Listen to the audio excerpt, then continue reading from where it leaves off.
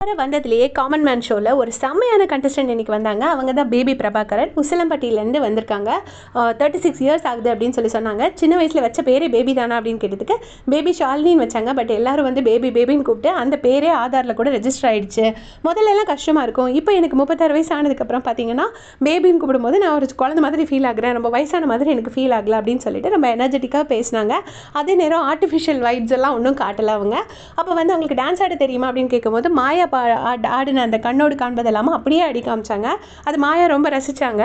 அதுக்கப்புறமா வந்து நீங்கள் வடை சுட்டுற வேலை தானே பார்க்குறீங்க, சப்போஸ் வடைக்கு காசு கொடுக்கலன்னா எப்படி வசூல் பண்ணுவீங்க அப்படின்னு வசூல் பண்ணி காட்டுங்கன்னு சொல்லும்போது ராஜு கிட்ட போயிட்டு வசூல் பண்ணுறாங்க. ராஜு வந்து பயந்துக்கிட்டு ஏம்மா என் பேண்ட்ஸை உருவிடாதம்மா அப்படின்னு சொன்னாங்க. ரொம்ப அக்யூட்டாக பண்ணாங்க. அதுக்கப்புறம் செம்ம இன்டெலெக்சுவலாக இருக்கிறாங்க. ப்ரெசன்ஸ் ஆஃப் மைண்ட் ரொம்ப ஜாஸ்தியாக இருக்குது. ஆரி பிரதர் ஒரு கொஸ்டின் கேட்டிருப்பாங்க, சாமர்த்தியமாக இருக்கிறது எப்படி, நேர்மையாக இருக்கிறது எப்படி அப்படின்னு. சாமர்த்தியமாக இருக்கிறதுனா அந்த இடத்துக்கு எது கரெக்டோ அதை பண்ணுறது, நேர்மையாக இருக்கிறதுனா நம்ம மனசுக்கு எது சரின்னு படுதோ அதை பண்ணுறது அப்படின்னு சூப்பராக சொல்லியிருப்பாங்க.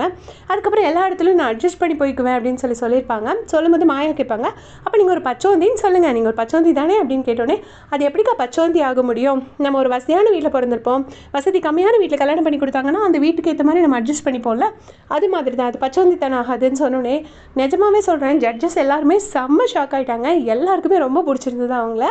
அண்ட் 3 பேரும் சேர்ந்து வந்துட்டு அவங்களுக்கு அந்த க்ரீன் கார்டு கொடுத்து செலக்ட் பண்ணியிருக்காங்க.